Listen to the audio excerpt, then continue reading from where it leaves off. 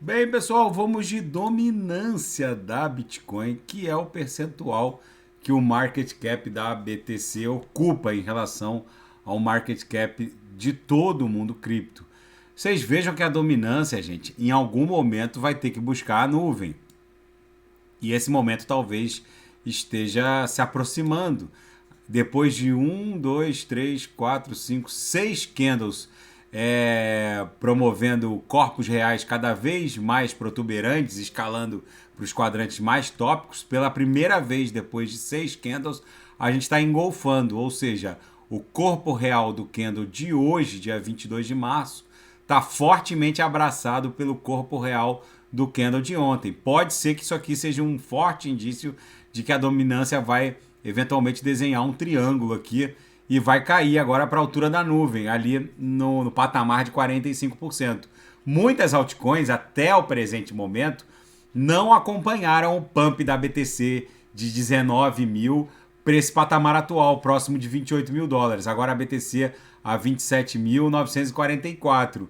Então muitas altcoins ficaram ali patinando, mas hoje algumas estão explodindo. XRP rompeu forte a sua cunha triangular, subindo 13,60%.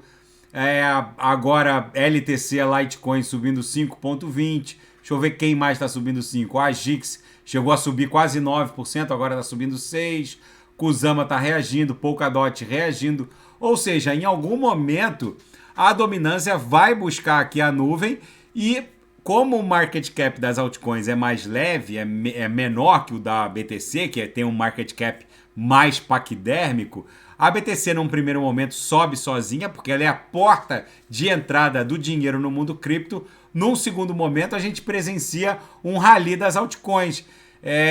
Começa pela ETH. A ETH agora subindo 4,45%. A Ethereum é que puxa a reação das altcoins. Porque como a ETH tem ali um market cap pesado também para uma altcoin, quando ela engrena uma quarta, uma quinta, ela arrasta tudo para cima. Então é bem provável que a gente esteja iniciando essa alt-season. Lembrando que a estação das altcoins, a alt-season que vai se desdobrar a partir de agora, ela em algum momento vai ter que acontecer. O mercado paulatinamente vai reprecificando o capital humano e tecnológico das altcoins. Num futuro não muito distante, quando a BTC se aproximar de 1 milhão de dólares, a dominância, que tem uma tendência geral de queda, deve estar lá próxima de 10%, talvez 15%, talvez um pouco mais, um pouco menos, e é para lá que a gente está indo. A dominância tem uma tendência geral de baixa. Se a gente colocar no gráfico semanal, vocês vão perceber que a dominância, até o surgimento da Ethereum, ficava em 98%, 99%. Quando a ETH lançou o white paper, já balançou. Quando ela iniciou quando houve a oferta pública, né, de ETH, iniciou as transações com ETH, o mercado viu um dump, foi lá em 34%, 35%, quando ela começou a ser negociada, a Ethereum. E fora o boom de ICOs que veio na esteira da descentralização ofertada pela Ethereum, que promoveu uma verdadeira febre de ICOs na rede ETH.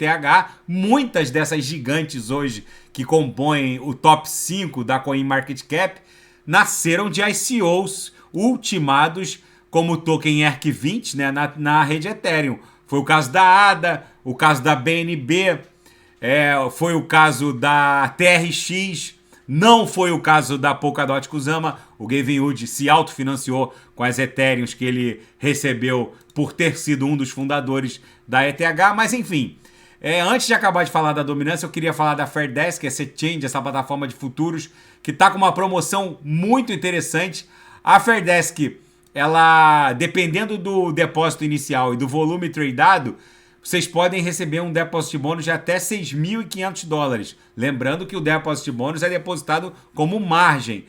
Vocês não podem sacá-lo, vocês podem operar, abrir operações long ou short e sacar o eventual lucro. Eu uso a Fairdesk diariamente, acabei de fechar várias operações aqui no Copy Trade, todas no gain. E voltando à dominância, gente, agora, lógico que a BTC, quando ela engata uma quinta, como ela está fazendo agora, muitas altcoins acabam sofrendo um delay na sua valorização. Elas ficam ali no meio que num estado de catarse, estacionadas. Mas quando a BTC lateralizar, vocês podem ter certeza que boa parte desse capital que migrou para a BTC vai acabar sendo drenado para ETH e para essas altcoins de altíssima octanagem às quais eu me refiro. BNB, Polkadot, Kusama, Avax, XTZ. Tá bom, pessoal? Daqui a pouco eu volto, vou fazer Polkadot, que não fiz ainda, vou fazer SDAO e quem quiser sugerir alguma análise, é só colocar nas mensagens abaixo. Grande abraço, até daqui a pouco.